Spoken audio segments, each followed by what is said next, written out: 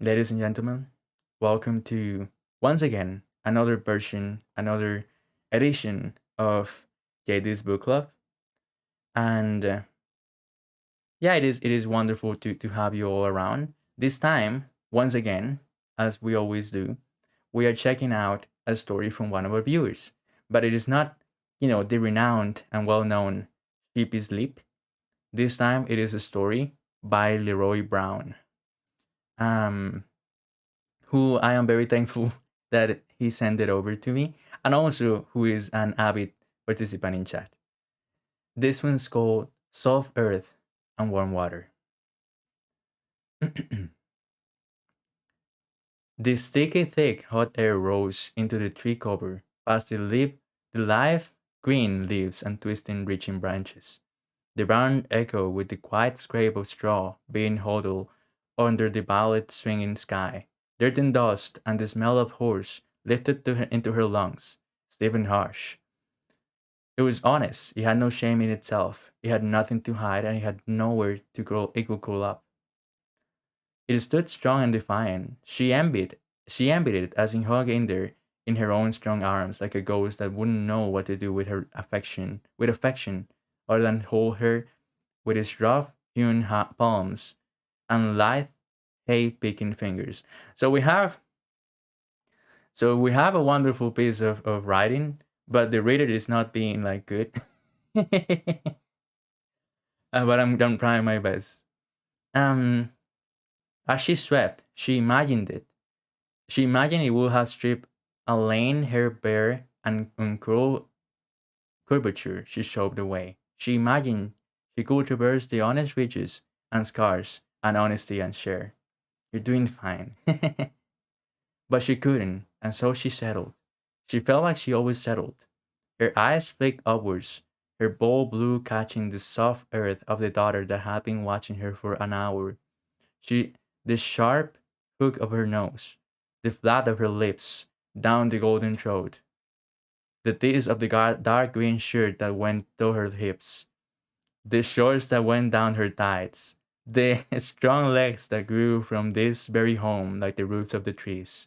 I got nervous because I thought that I was risking my life under terms or services. Unyielding. Elva thought Yen looked unyielding. A woman youth, a woman of youth and spitfire. She let herself admire the atmosphere before her eyes screened the floor. All right. You know, dinner ought to be done soon. You should wash up.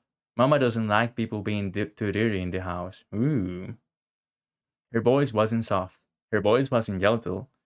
It didn't slam into her and grab her attention, but she gave it attention. It had firmness, like she knew what she was saying the moment she started watching. It carried itself on her own 2 feet, like the shade the leaves make, held up by the tree itself. I'll be, ju- I'll just be in a minute then. I'll just be a minute then. Ella nodded, walking to put the tools back where she found them. When she turned back, Yen was still watching. The crickets and croaks of the brook on the opposite side raced alongside the light of the fireflies that twinkled gently, and they waded through it with such ease that for a moment she could imagine they were the truth fitting in between the space between the stars.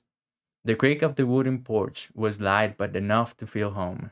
The rocking chair set below a window a throne to the cat, the swing of the fruit of the front door a signal, and the biting yellow white light inside inviting. I say that I write, but this dude, this is actually like really fucking cool. We're calling it for the night, mama. Yen's selling voice hollered at the door closed behind him. The vocal reply came from the right of the house, sorry, along the heavy scent of meat and the sizzle of something heavy. Go wash up. Dinner will be done soon. Right. Jern turned back and gave a crooked smile, half bolting down the hall and up the stairs, in what Ella could only describe as a summer gallop. She slowly followed, timidity etched into her heart in the face of being in an unfamiliar home. When she came to the top, she could see one door that was slightly ajar. The soft light pouring out. In a sudden burst, as she came up to it, it flung back, and Jane strode out in her own giddiness, silhouetted. You ain't changing back into those, so I got this for you to wear, as she held forth a bundle of clothes. Ella looked down, in surprise and equal awe, gently reaching forwards to take them in her arms. Jen slid past her and walked to the furthest down the hall, slipping in as Anna followed. A moment later, the sound of rushing water came down. Thank you, really, thank you, she started to say in her gentle, soft, hitting voice as she laid the clothes down on the counter. Jen caught her up with a quick, ain't nothing to thank us for. You helped us, we help you. And just as quick, she slipped back out, leaving Ella alone to the roar of her heartbeat and the drowning of the shower. As if unsure, she stripped her dirty coverings like she were releasing herself into a glade in the middle of the rainforest, smoothly slipping into the stream of steaming, steaming water. Excuse me. I just thought that was funny given the context. Smoothly slipping into the stream of steaming water, she could feel the burn immediately wash away the grime, wipe away the sweat, carry away the urgings down to the dark to hide. She surrendered her thoughts into to the trance. Okay. The curtain pulled back, and Ella turned in a surprise, but her yelp was caught like a rabbit in the eyes of the hunter. Yen closed the curtain behind her and put rough hands on Ella's shoulder. Her not soft, not gentle, honest voice murmuring gently, "Let me help."